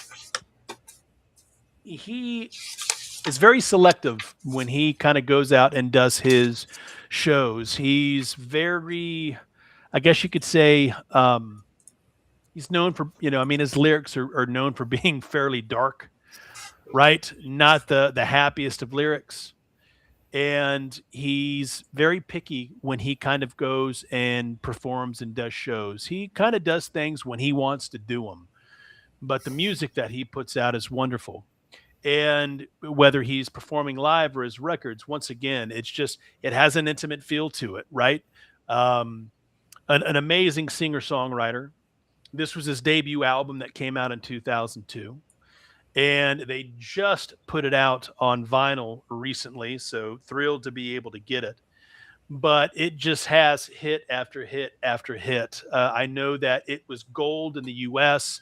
It was a top 10 hit in the U.K., and that would be The Irishman, Mr. Damien Rice, and that album would be 2002's Oh. This is not obviously a 2002 press because it was not originally pressed on vinyl, to my knowledge. How do you spell that? The O? O. Like O-H or just the O? Just the O. Just the O. Just the O. And, you know, let's talk about, like, the hits on this. Just to read side A, Delicate, which was the very first song of Damien Rice that I ever heard and just loved it. I loved how the intro, just very soft coming in with that acoustic. And again, I have a love for acoustic singer, songwriter, folky artists. and I love simplicity. And I've always loved Neil Young's quote that simple is better. And I do think that that is very true in so many ways. And his lyrics and the music on this album, it's very intense. But you have Delicate, you have Volcano, you have The Blower's Daughter, which was a huge hit. You have Cannonball. That's side A. All 4 of those songs, in my opinion, were hits. Now, there were 3 top 30 hits, but those 4 songs are all amazing. And they've all been in some type of soundtrack, whether it be a movie or a TV show. You've heard those Damien Rice songs. Side B, you've got Older Chests. You've got Amy, which is another great song. You have Cheers, Darlin', Cold Water. Side C, I Remember, Eskimo, another wonderful song, Prague, and Silent Night. And then side D, that's just a bunch of added stuff. But this, we were talking about debut albums, right? Whether it be a band or a solo artist. I would say that O is right up there with probably one of the best debut albums, whether it be solo or band out there, especially for a folk record. He still makes music today. He still tours, but he is very choosy, I think, in what he does show-wise, because he's still putting out albums, but he goes at his own pace. He's not really into the mainstream music world. He doesn't play that game. But that's what I love about Damien Rice. I love the artists that do it for the music, that do it, because, they've got something to say and they want to get it out, and they could give, 2 hecks, right, on what some, music producer, what have you, from a big record company wants you to do, So I have a lot of respect for those artists that kind of go out and do it their way. He's one of those, no exception. So an album I think everybody should have. My third mention, Damien Rice, again, 2002 release. It's great. You turned me on to him with Juniper. So he was a member of Juniper, and he did O right after Juniper broke up, correct? 2002. He wasn't a band prior to, correct? So Juniper was banded in 2000 or so. Juniper was. Oh gosh, I'm brain farting. You got me that Juniper record. Yes, it is. Oh, gosh, I've lost it. He was a member of that band, and that's kind of how I got turned on to Damien Rice. Yep. And I had no idea it was on vinyl, so I'm happy to. I'll be on the lookout for it. Yeah, it was. Let's see. I'll tell you. I'll just let the audience know that next week.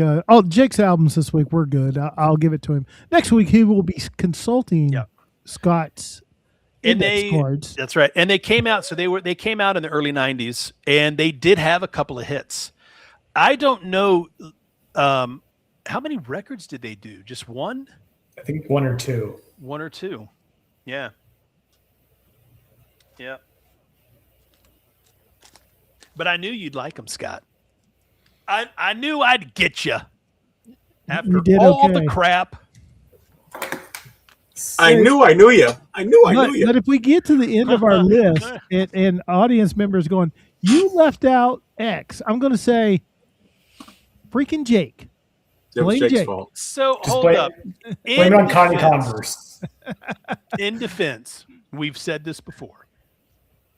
At the end of the day, there are really more than 500 essentials. And I do think from time to time, it's important, right, to mention some of those artists that probably deserve the love that don't get the love. And if we're the ones that are able to kind of put it out there for those that are watching that have never heard them and they listen to that record and they enjoy it and they agree, makes it worth it. And we're also not trying to totally emulate the Rolling Stone 500. I mean, Exactly. Their record, their list is perfect. It's great. This is, a little bit of our flair added into it, so you're not getting the same exact list. Obviously, there's going to be overlap. You just have to. Absolutely. But there's some stuff we added our own flair to it, and you guys are now adding some of your picks in there. And it's now Scott's turn to present the last one for the night. I've already done my last one. You already did it. So we've lost it. We're done? Yeah, we're done. We're done. All right. Yeah. We're done. Wow. No gummies involved, guys. I just lost track. All right. So we're at the point now where we're going to talk about hidden gems. That we, affordable records you can get that maybe you've overlooked. And you can pick them up for less than $20. And again, in the chat, guys, you can add some of the ones you think are there. Also think of some questions for after. So take it away, guys. Yeah, so we're going to crowdsource this whole thing. I've invited all the other panelists tonight to join in. I did pick 10. I actually have 11, but I couldn't find the one record I wanted to add, and that was, so I'll start off with it. Patti Smythe and Scandal, The Warrior. That is a great record. You got a couple of the Hooters play. There you go. Jake has it. That if you see that record, you can probably get it for $7, $8, $5. It is a great listen. Solid songs. It is a great album. Yeah. So that's what we wanted to do. Sometimes we're talking about audiophile pressings and Japanese pressings, and those things are expensive. So like, if you're just starting out or you're, saying, I can't spend that kind of money, you can still go in a record store and find some great stuff. So we're going to lay some on you that we love, and I'm sure you guys got some too. All right, I'm going to put an artist out there, Hall & Oates, right? Private Eyes. And you could really pick a lot of Hall & Oates records. I don't know that any of them are super expensive, but Private Eyes has always been my favorite. H2O is pretty close to it, but this is a record you could find cheap. You can even, I think it's only like $22, $23 on Japanese press. So Hall & Oates, we'll start out with that. Here's one. Rod Stewart, Out of Order. Now there's a ton of Rod Stewart. If you go to the record store, there's a ton of Rod Stewart records in there. This is a gem right here. This does have Forever Young on it, Lost in You. So those Crazy About Her were the singles, but song for song, this is a great record. Andy Taylor from Duran Duran. Turns out, we found out through his involvement with Power Station that he can play guitar. So he plays guitar on this record, and it's a solid collection of songs from Rod. So if you see this one, you won't see this one because this is the Japanese press with Obi, which is darn near impossible to find. I just found it a couple weeks ago, and it is not going in the store. It is going on Scott's shelf. So Rod Stewart. And I will say, when you're looking for the U.S. press, instead of being brown, the letters up here are pink, hot pink in the U.S. press. Good record.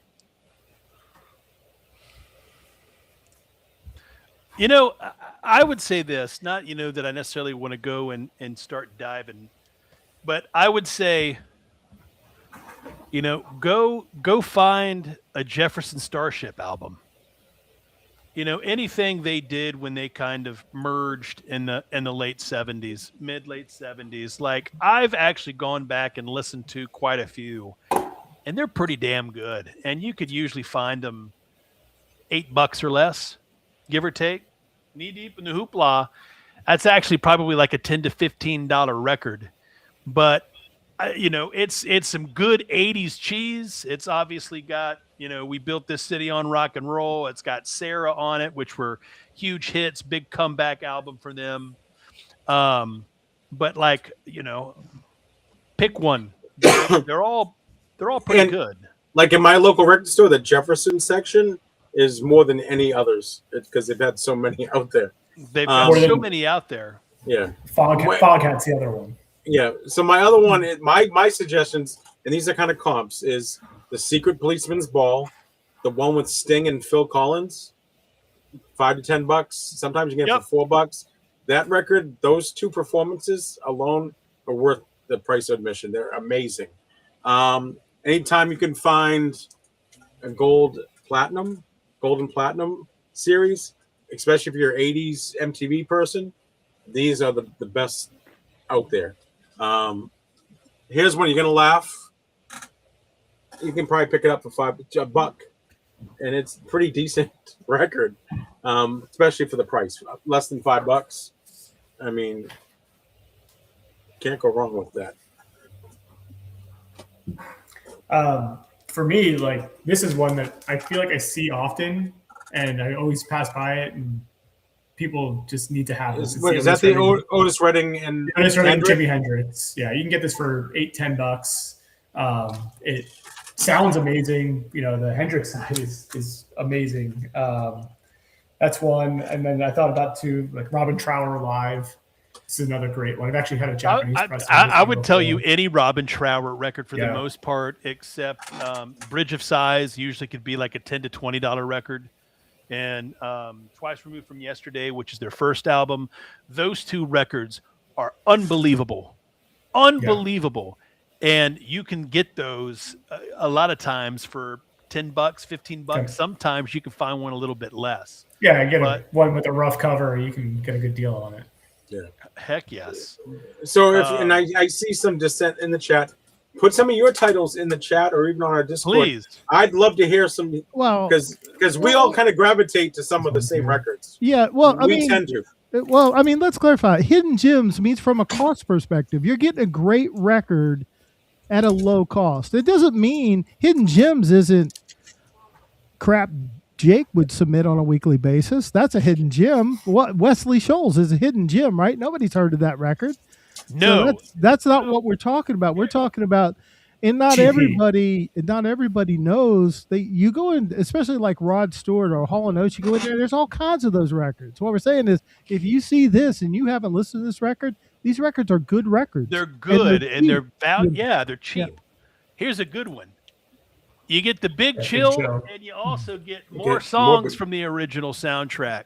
These two soundtracks, probably one of the best soundtracks of all time. And they're very different because the first one is all Motown. Yeah. And then more Big Chill. Very good. You have Skynyrd, and there's a whole bunch of different artists on that one.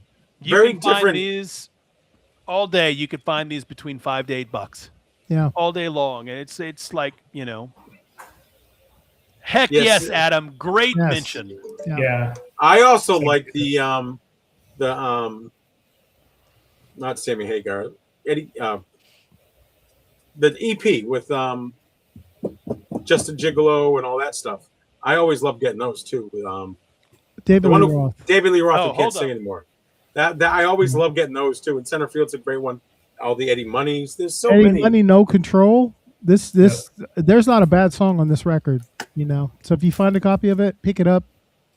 You can thank me later. It's a great record. Same with this one, Bryan Adams. Cuts like a knife. Terrific. Absolutely. Record. Yeah. You know, y'all know I'm a soundtrack freak. Scott and I and Sean have talked about this soundtrack a bazillion times because you can't make a soundtrack like this anymore, and that's FM. That is amazing. It's an amazing soundtrack, and it is super affordable. You usually find these things beat to hell because they've been played so much. But, I mean, you've got Boston, Jimmy Buffett, Doobie Brothers, Eagles, Dan Fogelberg, Forder, Billy Joel, Randy Meisner, Steve Miller, Tom Petty, Queen, Linda Ronstadt, Boz Scaggs, Bob Seger, Steely Dan, James Taylor, and Joe Walsh. Knock your shoes off, man. Knock your socks off. You can't I just don't think you could do that anymore. No, that's unbelievable. If you see a clean one of those, you should grab it. Fabulous Thunderbirds, Tough Enough. Heck Great yes. record. Great record. Fun listen. Another artist that if you could see plenty of them is David Bromberg. He's got a ton of stuff out there. $5 bin. He's got Jerry Garcia playing on half those albums. Steel Matrix goes... A cheap find of Herbie Hancock at his best in the 80s is not Rocket. It's sound system, always under 10. I like that. Well, here's one, and everybody's going to scoff, but I'm telling you, Michael Bolton, The Hunger. This is the Segway album, right? This is the album where it's before he went full like soul crooner. He was previously like arena rocker, and this is a mix. And Jonathan Cain and Neil Sean of Journey play on this record, and it's a great record. Great record. Yo, And if someone here is named Cheryl, this is the one for you. Well, Cheryl is named Cheryl. To Cheryl, love Michael Bolton. you know, if you haven't heard a Blackjack record, when he was with Blackjack, his stuff was pretty good. Yeah, I would know, maintain that until the very end, he was good. You know, there's a reason he sold all those records. Now, you guys, look at these suggestions and maybe act now, because some of these suggestions 3 years ago are now records that are past the 28-hour range now. Even modern stuff. You can even get modern stuff for under $20 now. That is just sounds amazing. Teddy Swims, you get it $15, $18. Scott, would you kindly show the one mention that I was actually very surprised you had in your stash? I'm going to let Scott present this because it's one of my all-time favorite albums, and that is Gary Wright's Dreamweaver. The whole album is amazing. You can find them anywhere between $1 to $15, depending on condition, but they're usually around like that $5 to $8 range all day. Yeah, I mean it's a great listen. It really is a great listen.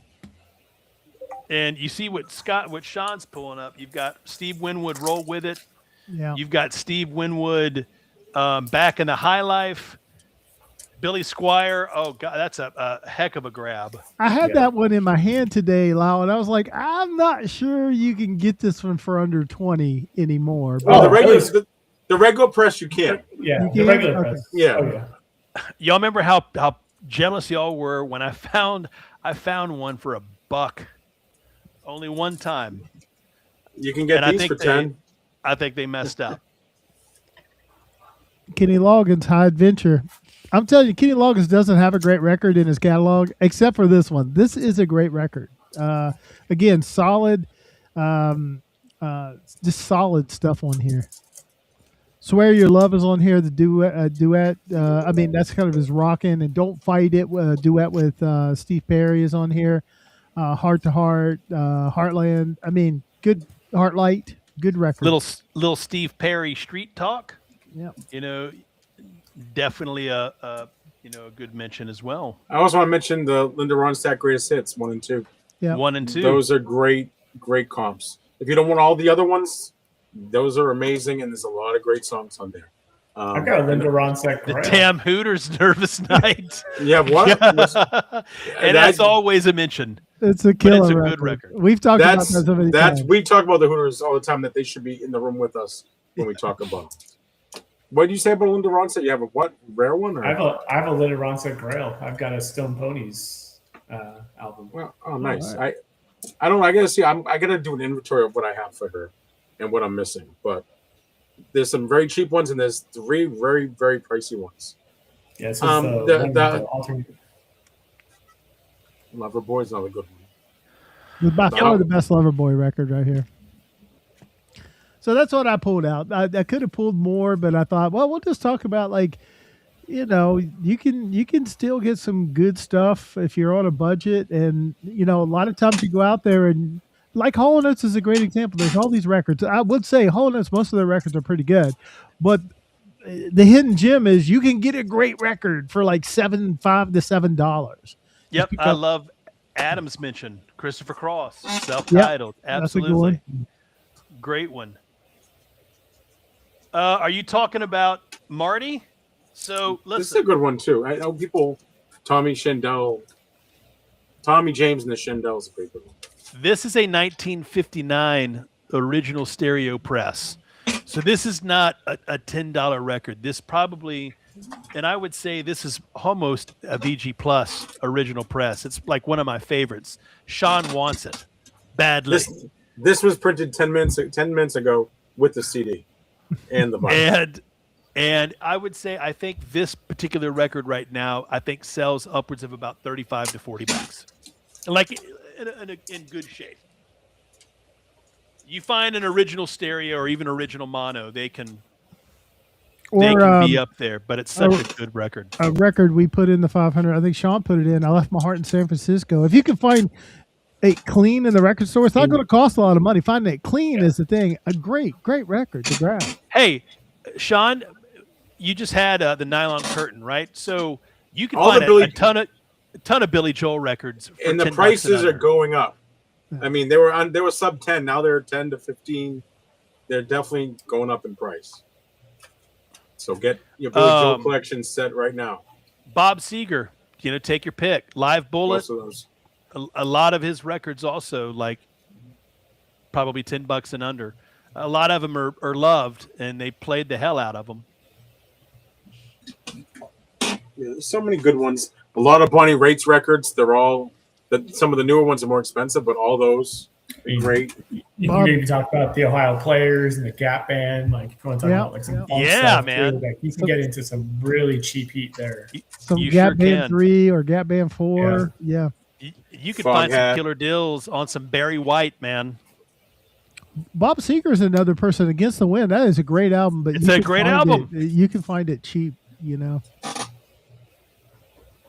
Yeah. Some good stuff. So definitely, guys, in the Discord, in the 3 Men in the Record chat, add some titles you think that you find that if you see it, you'll pick it up for under 10, and maybe there's some stuff. Because I know that I'm always picking up some of the same ones. And Scott and Steve Winwood were always tell us what some of those other artists that we're kind of missing, because I'm sure we are. There's just ones that we kind of overlook. Hey, like Dave Bromberg. I never even thought of David Bromberg. I never even really thought of it. If I see him, and I never really gave him a chance, and I think I probably should. You could find some Jethro Tull records for under $10 too. Yeah, you can get the best of Jethro Tull, Volume 1 and Volume 2 for under 10. Yep. And a lot of great stuff on there. So, guys, come to my show tomorrow, and you can get Brand X 5-pack, probably for under $10. With and without Phil Collins, right? With Phil. There you go. And Phil used to be one of those cheaper ones, but Phil's records now are getting they're not. Yeah.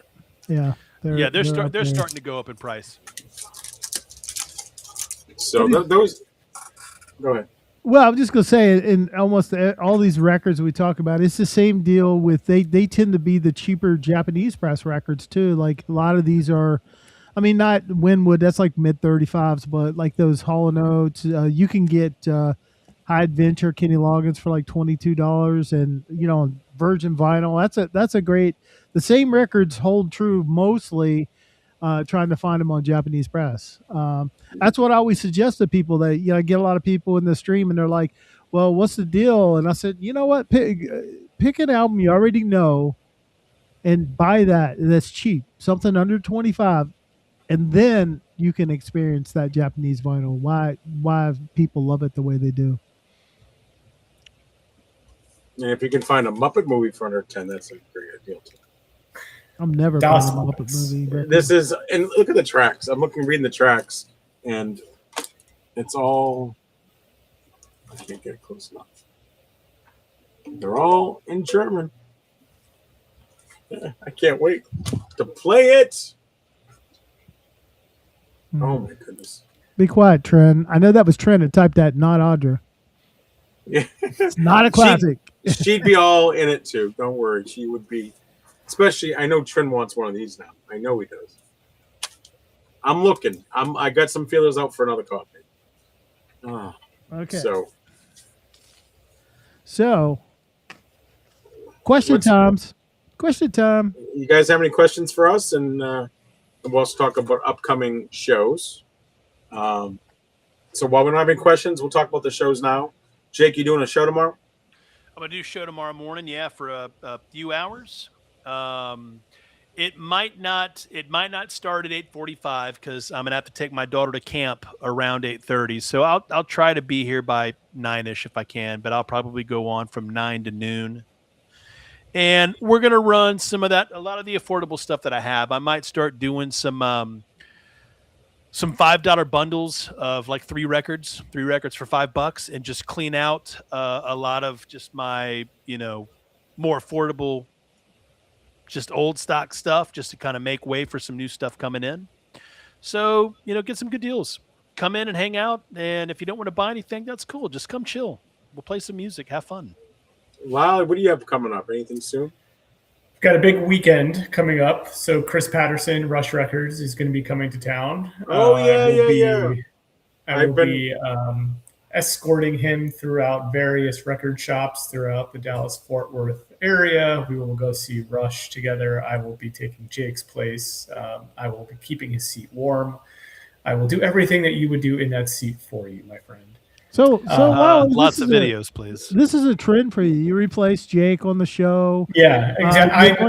I'm he does. So Lyle is kind of like he is my go-to. So Chris and I had this thing where we just were like, look, hey, we're going to make an effort to go to concerts, and like we'll like go together, right? And Lyle kind of came in through the bathroom window, right? And was like, hey, I want a piece of that.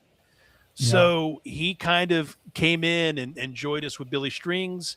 Rush was coming to Dallas, and I was in it all the way. And then work basically just denied the days off, because obviously there's a lot of push coming to the final quarter. So I just basically reached out to Lyle, and I was like, Lyle, 911. Give me a call, bud, and kind of told him, like, listen, I'm not going to be able to make it. And, Chris is already coming to town, and you're going to be taking him. You should take my ticket and go to the show in my place and just film a ton of stuff for me, please. Yeah. So it stinks, but I did see them during their 40th anniversary tour. So I was privileged to be able to see Neil Peart while he was still alive. So that was fun. So Chris and I will be doing a pop-up show on Saturday night from my house. We'll be gathering some stuff that we find in some of the shops around town, but him and I are also going to be picking through a collection together for the most part on Saturday. So we will have hopefully some good stuff to bring to everyone from that, and it'll just be a fun time. We're going to be wearing some wacky shirts. I'm sure he's got a costume that he has not told me about that he'll be bringing to my house, which is, I'm sure, themed in some capacity that I have no idea about. But so some kind of role play is going on. Role playing is going on. Okay, all right. Possibly. In so facto. It will go from whatnot to OnlyFans pretty quickly, guys. So watch that one. Scott, what do you got going on? Not till Wednesday, I'm guessing.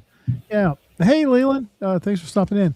Hey, Wednesday night, and I'm getting so caught up on work. Been highly motivated late. I've almost got all the new arrivals loaded for next Wednesday night show.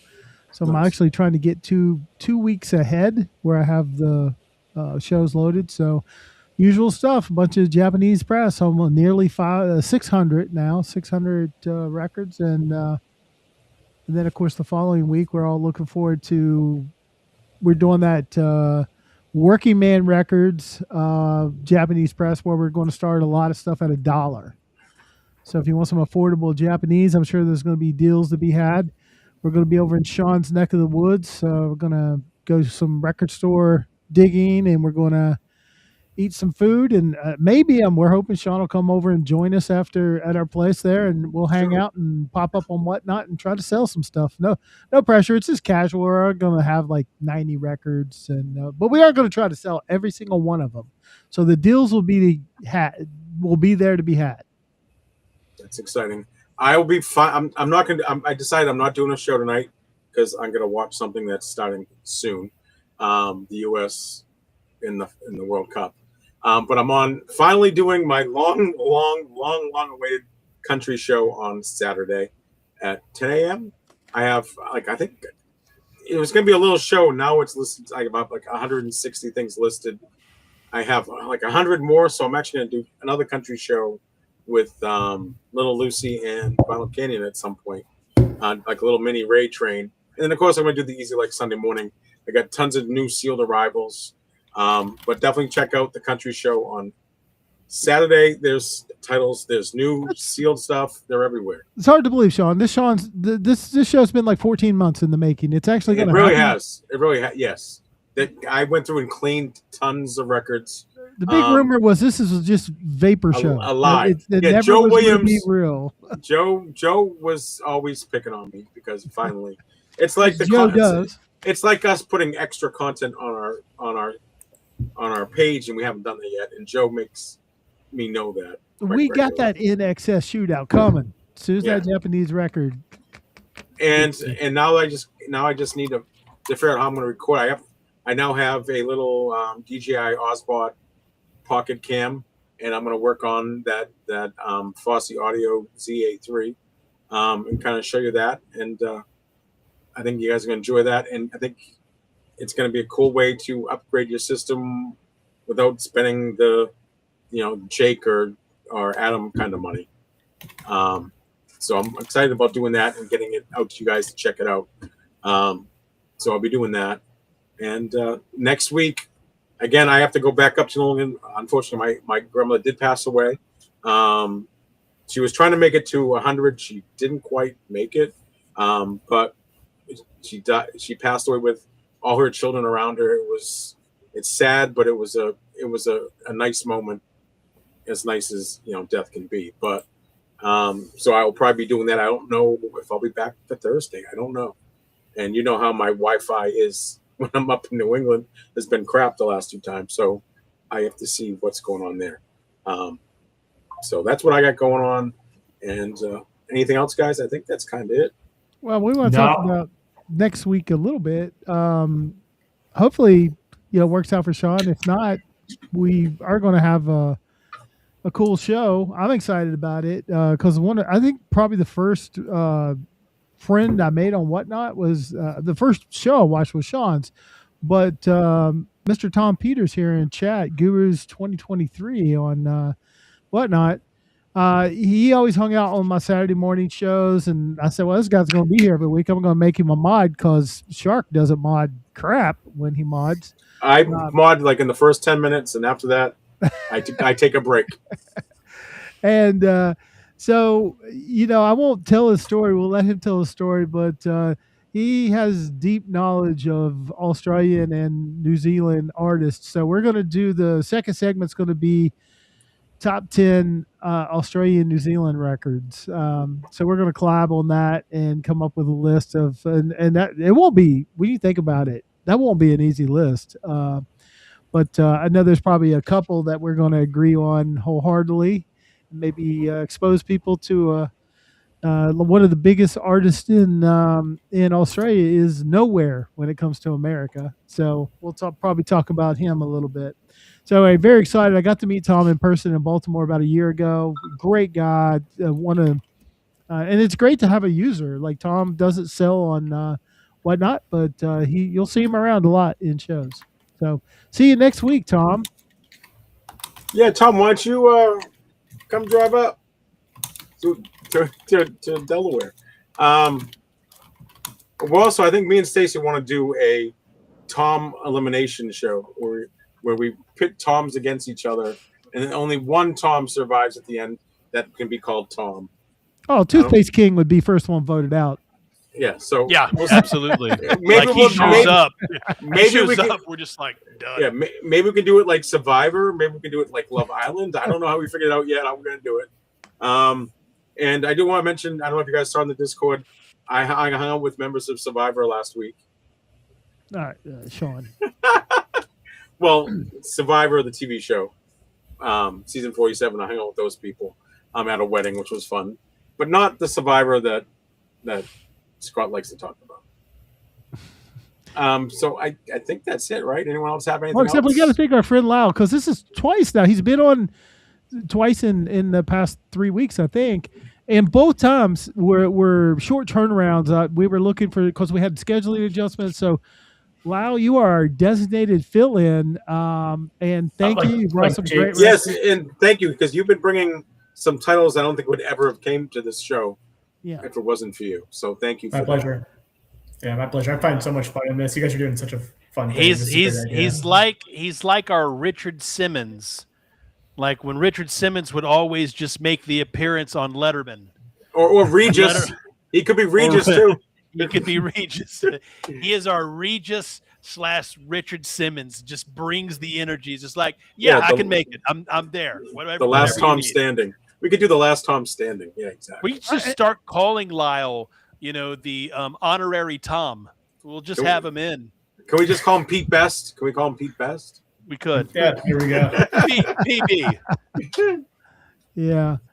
So, and just a little lead, the women are coming back July 16th. So we don't have a guest locked down for July 9th. I'm actually hoping to get Rush back on July 9th, but I haven't talked to him yet. So.